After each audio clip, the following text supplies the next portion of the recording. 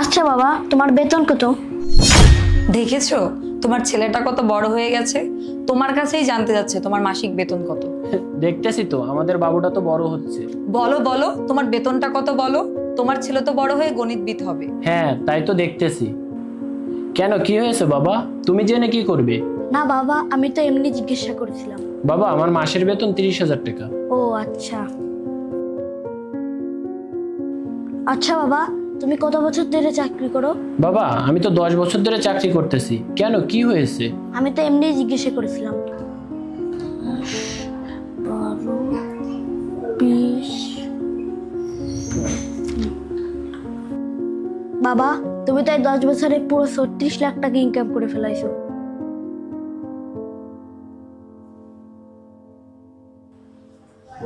বাবা তুমি এই ফ্ল্যাটটা কত টাকা দিয়ে কিনেছো? বাবা এই ফ্ল্যাট তো আমি 1,60,00,000 টাকা দিয়ে কিনেছি। কেন, কি হয়েছে? না বাবা, কিছু না।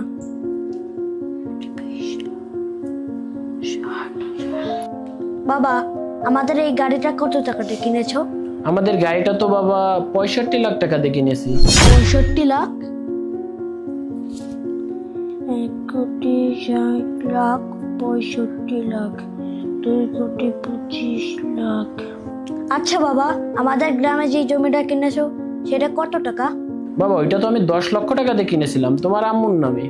10 লাখ, 10 লাখ, মোট 2,35 লাখ।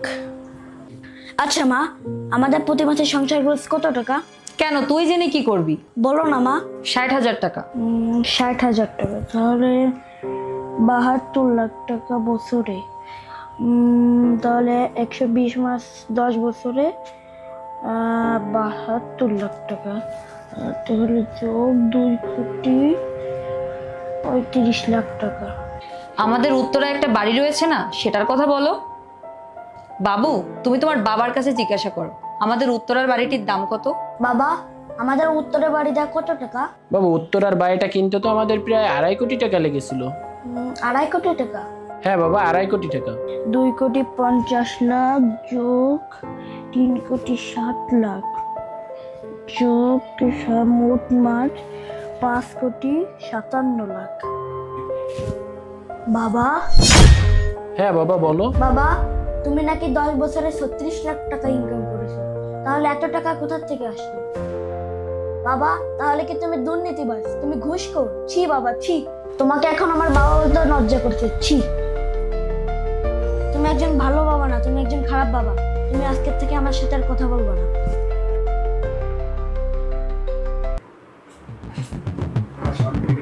এবার তোমার শিক্ষা হয়েছে তো, কত করে তোমাকে বোঝাইলাম যে এগুলা করো না, কিন্তু তুমি তো শুনবেই না। তুমি একজন খারাপ বাবা, দুর্নীতিবাজ, এগুলো তোমার ছেলের মুখ দিয়ে শুনতে তোমার ভালো লাগলো তো? আমি আমার ভুলটা বুঝতে পেরেছি। হ্যাঁ, আজকের পর থেকে মনে রেখো এরকমটা আর কখনো করো না, নিজের ভুলের প্রায়শ্চিত্ত করো এখন।